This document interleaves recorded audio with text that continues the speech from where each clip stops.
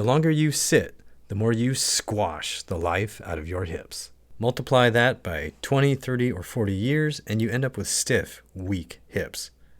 If you're over 40, everyone will tell you you've got hip arthritis and there's no hope.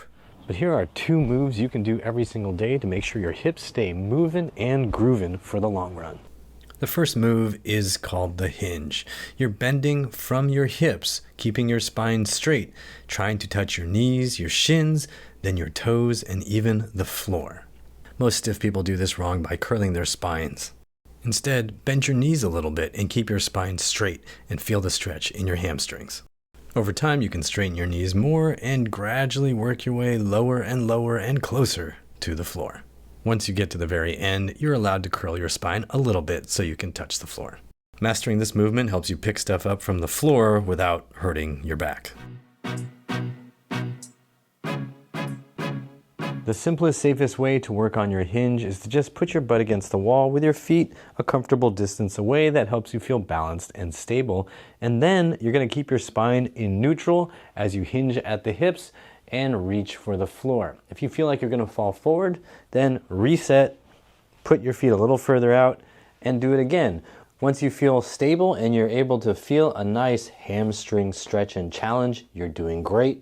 Hang out there, breathe. Feel the muscles, learn how to control this position.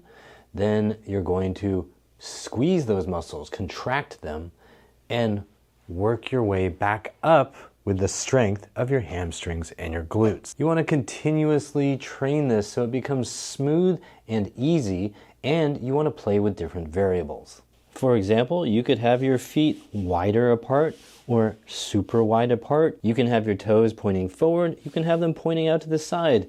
You can even have them pointing in. Just make sure you're never straining your knees. And for everyone with super stiff hamstrings that prevent almost any movement, you can bend your knees to make sure you feel the stretch through the meat of these muscles. You never want to feel it right in the knee. And to progress this in the future, you can hold on to a light weight at first and gradually use heavier weights as you gain confidence and control.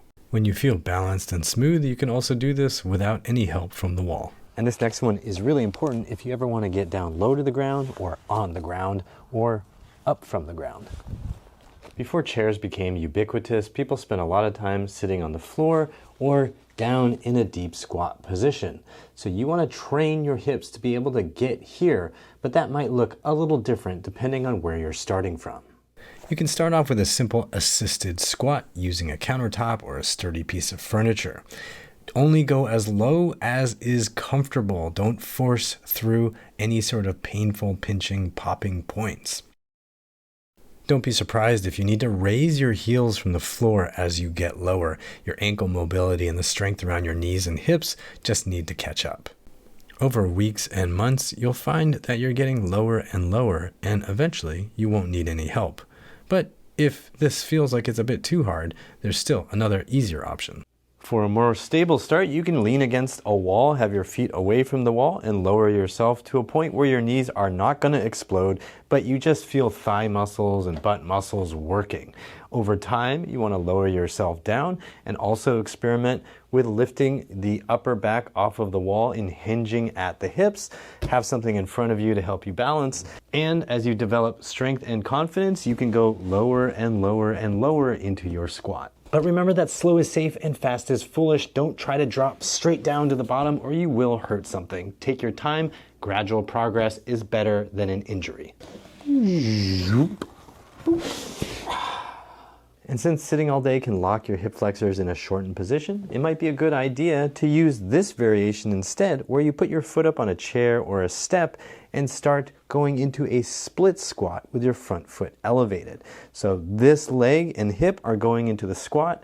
This leg is getting a nice stretch on the hip flexors. I'm keeping everything engaged, my core, these muscles, and then I'm using all those muscles to come out of it. So these knee muscles get a little bit of work and they get used to going into deep hip flexion, which is going to help with your deep Asian squat position when you transition into squat practice. That's a win for the squatting knee and hip, and a big win for these stiff hip flexors on the straight leg. Do this slow and controlled. Hold that end position for 5 to 10 seconds and then move yourself back out of it. As your hips and knees get more competent, you can transition down to the floor and do the same exercise, which basically starts training your forward splits. And no, you don't have to be able to do the forward splits to be a happy person. I believe daily practice of your hinge and squat patterns is highly beneficial. 5 to 15 reps every single day at varying intensities throughout the week is a great idea. That means you're not going 110% every single day. It means you're doing a little bit of practice, sometimes easier, sometimes harder, depending on how your body's feeling. If you prefer, you could do more intense workouts 2 to 3 times a week, but I think for most grown-ass adults juggling responsibilities, doing a little bit at a lower intensity every single day is the better, more sustainable path.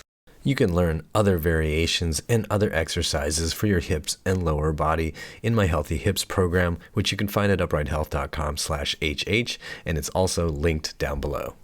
Mastering these hip movements will help you move through life more comfortably. You'll be able to get down to the floor with different options without aches and pains. And if you want to make sure your body is prepared for all the challenges that life throws at you, you're also going to want to train your upper body. And I've got videos that'll help you do that right here and here. If you can't do a single solitary push-up, please watch this video. I'm Matt Hsu from Upright Health, reminding you that pain sucks, life shouldn't.